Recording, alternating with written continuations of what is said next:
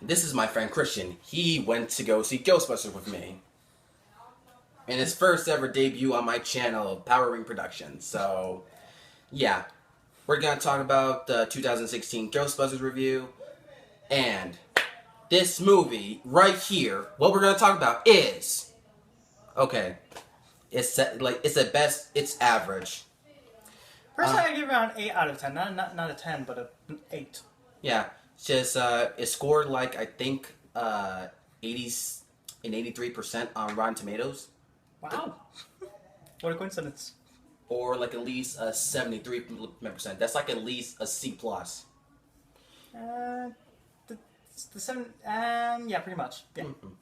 But it's just, this movie, it started a controversy about a couple months ago.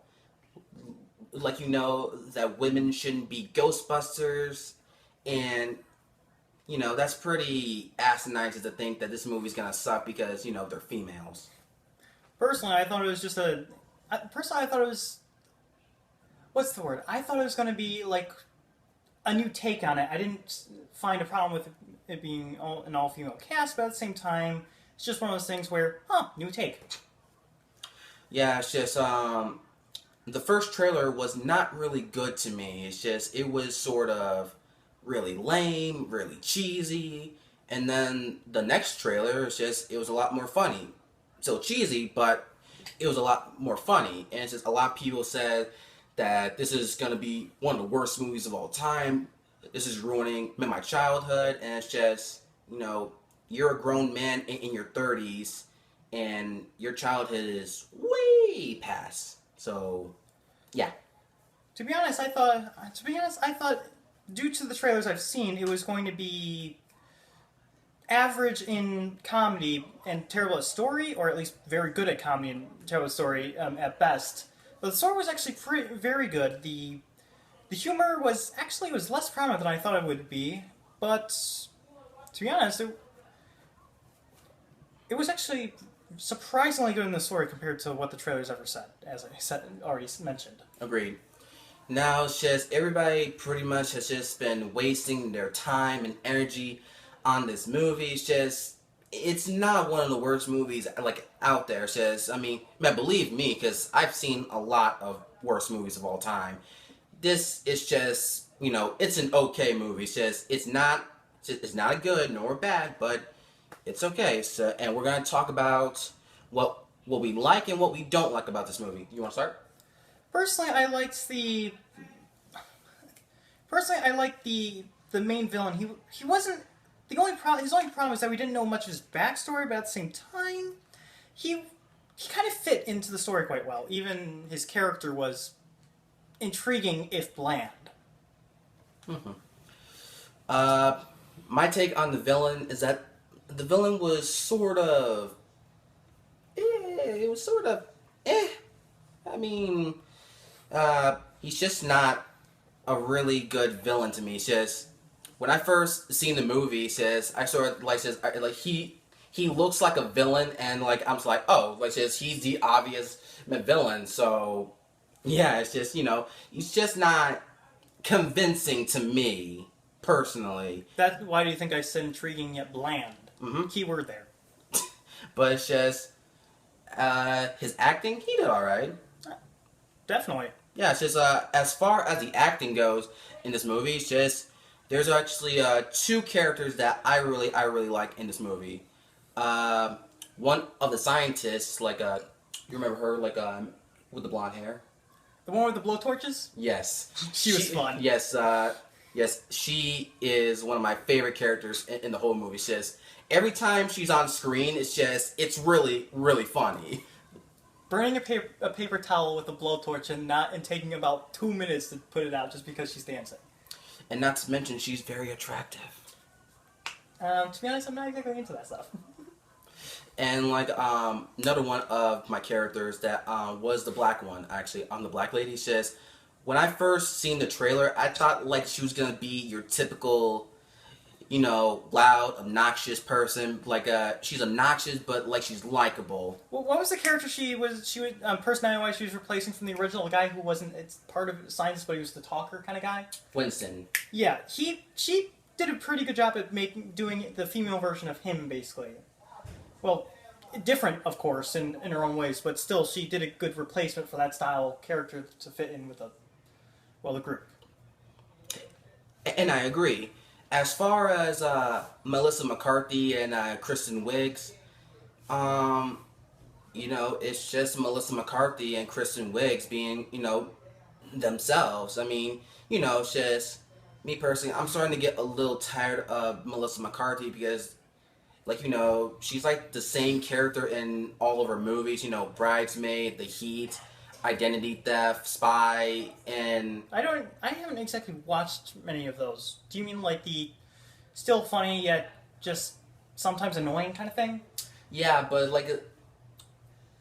it's just it's just there are certain actors on where it's just, they do it on the first time and like you like that, and But after a while, it gets yeah, like just like a and then kinda like they do the dropsy same kinda character, and like just and then like they do the same character over and over. I could name like at least 3 actors off the top of my head. Adam Sandler, Kevin Hart. I just did I just said I could just name 3, but I can't name the third one. um. And as far as Kristen Wiig's, she did really she was all right. This is She did better than Melissa McCarthy, definitely. yeah, she has her funny moments, and and that's what I want to talk about. The comedy in this, it's not as good as the first Ghostbusters, but there are some laughs here and there. Though I do have to say though I still don't know her name. The black, the colored. She. Do you really? You're laughing at me. Yes, Anyways, her name is Patty. Thank you, Patty. My favorite line from her is actually the "May the power of panic oppose you."